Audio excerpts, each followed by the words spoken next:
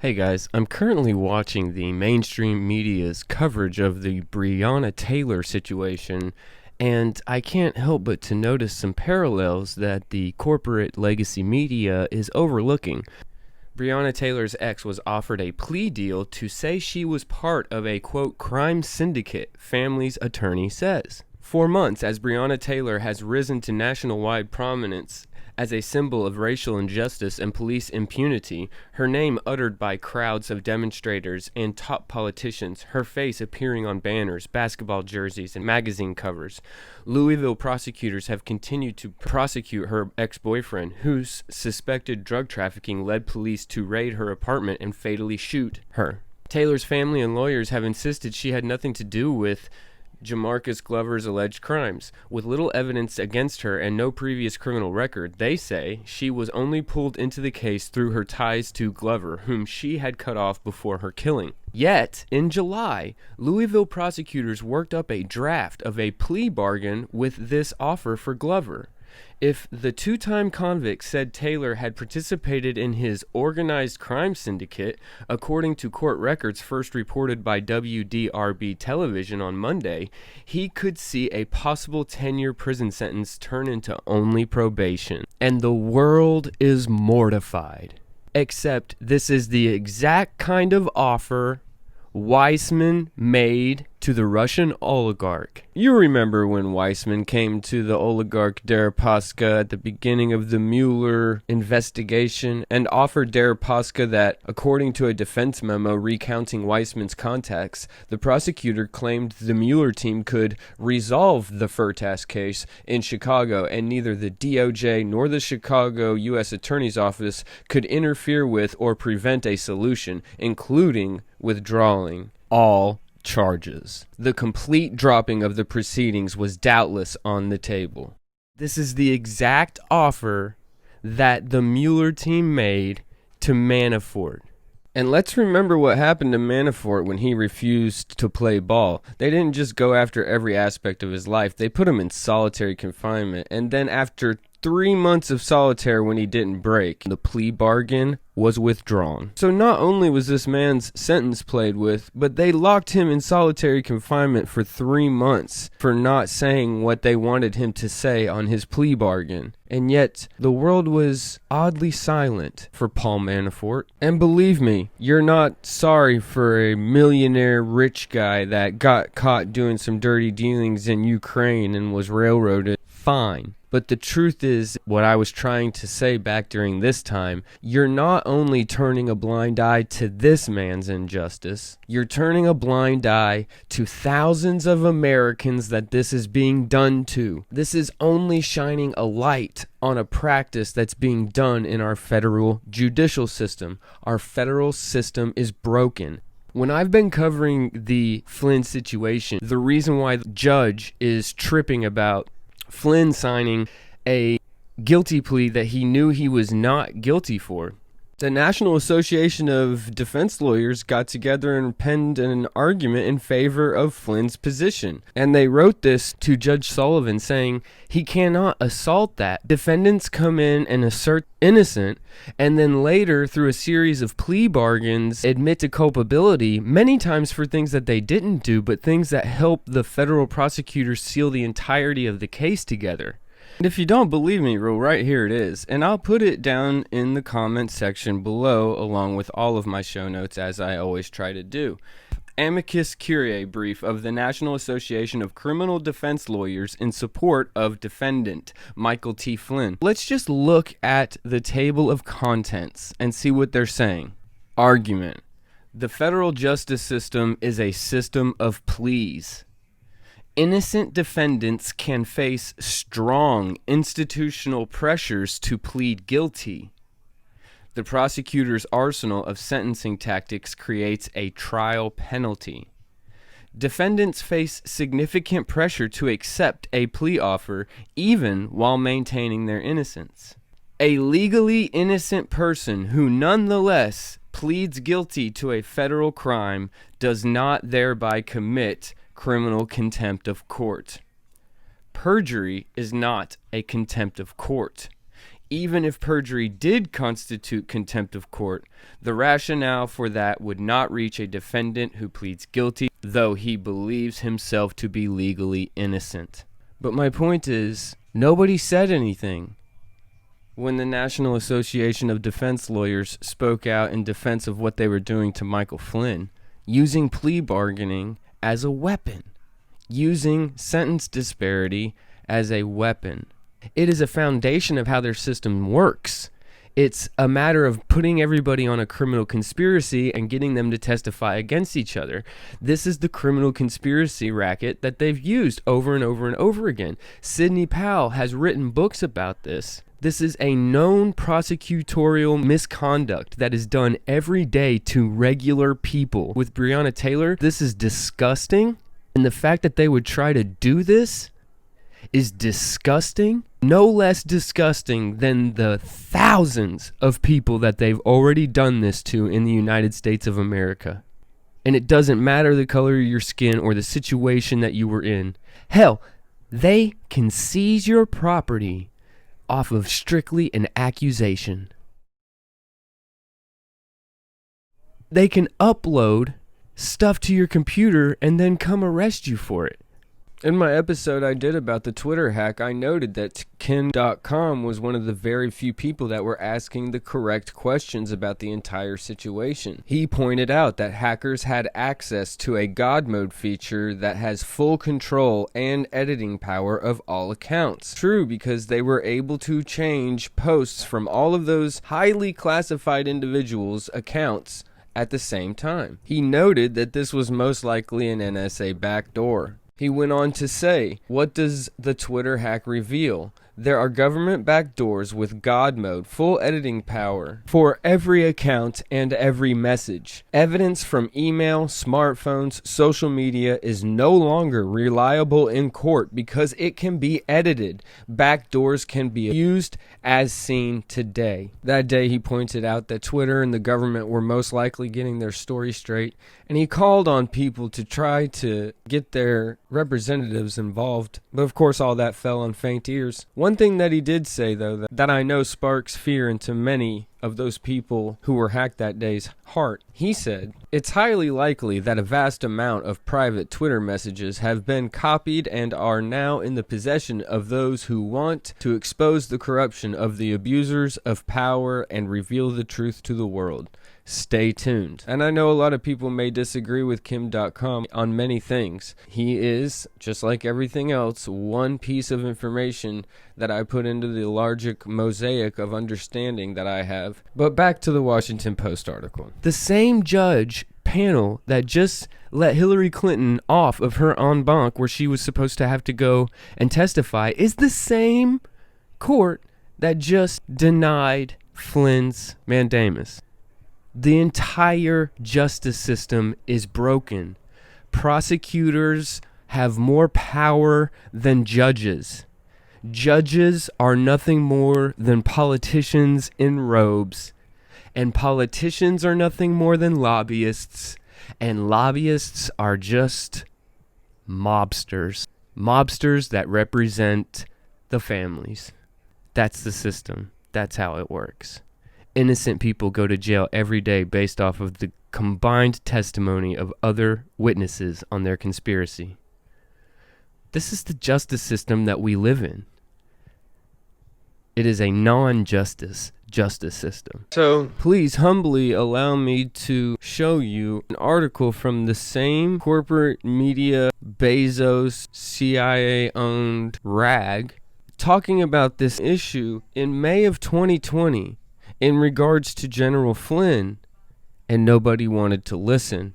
I was on my channel talking about, forget General Flynn. This is happening to thousands of Americans across the country. Regular Americans. Weaver is the victim of prosecutorial discretion turned misconduct. But let's read this article about Mike Flynn and see how does it fit into Breonna Taylor's plea bargain situation right now. And I'm not going to go into the Flynn specific details in this article, but rather the overarching warning that the article was giving considering it came out in May of 2020. Only people had listened. The Cato Institute's Clark Neely was asked by Aduyu's lawyers to write, in accordance with British extradition practices, a declaration and expert report about the risk that Aduyu would not have a meaningful right to a fair U.S. trial. Neely, a member of the American Bar Association's plea bargaining task force, had heard of its subcommittee on impermissibility coercive plea bargains practices, concludes that extradition would guarantee Aduyu's subjugation to a process that routinely coerces through plea bargainings. So, Aduyu probably would experience intolerable pressure designed to induce a waiver of his fundamental right to a fair trial. Plea bargaining is, Neely argues, pervasive and coercive, partly because of today's trial penalty. The difference between the sentences offered to those who plead guilty and the much more severe sentences typically imposed after a trial. This penalty discourages exercising a constitutional right. A defendant in a computer hacking case, Neely says, committed suicide during plea bargaining in which prosecutors said he could avoid a trial conviction and sentence of up to 35 years by pleading guilty and accepting a 6-month sentence. This is pervasive throughout the entire federal system. This ability to say, oh, you don't have to take it to trial. You could sign a plea bargain, we'll give you 6 months. But if you take it to trial, we're going to charge you with 40 freaking years. How many people do you think sign plea bargains that they don't really, truly, honestly believe they did under those circumstances? How much leverage would a DA have to do other things, like in the Breonna Taylor situation? He has the ability to say, hey, instead of getting this 10-year sentence, if you'll say what we want you to say, I'll give you 10 months. That's the power that we've given those people. We did that. The pressure prosecutors can exert piling on, stacking criminal charges to expose defendants to extreme sentences, pretrial detention, nearly always in squalid confines, threatening to indict family members, can cause innocent people to plead guilty in order to avoid risking protracted incarceration for themselves and loved ones. Such pressures effectively transfer sentencing power from judges to prosecutors. How exactly are these pressures morally preferable to those that used to be administered by the truncheons in the back of police stations? There are reasons why, of the nearly 80,000 defendants in the federal crime cases in fiscal 2018, just 2% went to trial, and 90% pleaded guilty. In 2018, 94.7% of criminal convictions were obtained through plea bargains in the Southern District of New York, which is seeking Aduyu's extradition. Understand that means that less than 10% of their cases ever go to trial in a country where it is written that we have the right to a fair trial. Prosecutors have discovered that almost any defendant can be persuaded to plead guilty given sufficient inducements. This discovery has been partly a response to the fact that the overcriminalization of life, and particularly Congress's indefensible multiplication of federal crimes, means that otherwise the court system would, in Justice Antonin Scalia's words, grind to a halt. There is, Neely says, abundant, undisputed evidence of innocent defendants pleading guilty. Of the 367 convicts exonerated by DNA analysis to date, 11% had pleaded guilty. Various studies have concluded that between 1.6% and 8% of defendants who plead guilty would not have been convicted in a trial. The lowest estimate would mean that in 2009 there were more than 1,250 innocent people incarcerated in the federal system alone, and many multiples of that number in state systems. Responding to Neely's declaration, the Justice Department complacently asserts that U.S. law guarantees fair trials. Coercive plea bargains are forbidden, therefore they do not occur, so innocent people do not plead guilty. Move along, nothing to see here. The Justice Department should consult Jed S. Rakoff. In a 2014 essay, Why Innocent People Plead Guilty, he wrote that since the last third of the previous century, a fair trial, an adversarial process conducted in public before a neutral judge and jury of the defendant's peers, has become all a mirage. Rakoff is a senior judge on the U.S. District Court for the Southern District of New York. The rest of this article goes into Flynn. We don't need to go into Flynn. My point here is these divisions that they've created, they're all fake. And if you look at the fakeness that they project onto the media, you can spot the fakeness by the contradictions. The Flynn persecution and the attempt to dirty Breonna Taylor's name were both done using the tool of prosecutorial discretion turned into prosecutorial misconduct, with the threat of enormous jail sentences if the subject doesn't comply. We should not live in a country where 90+ convictions end in plea bargains when our country guarantees a fair trial. The justice system is crumbling. When both sides are starting to see it because of the same problems, you know it. My point to this entire video is that the tragedy that is coming out about Breonna Taylor is happening throughout the country. Whether it's the non-prosecution of Comey, Brennan et al., or the prosecution of others who did the exact same thing, whether it is the violence that we see on the streets versus people who are trying to go to church, small business owners who are being shut down but other businesses are kept open. When Americans see thousands and thousands of offenders being released in the name of CV, protesters being bailed out for vandalism, when people from both sides of the aisle see that prosecutors are choosing to prosecute and not to prosecute, the American people see now that the justice system has become politicized. And my question to everyone is,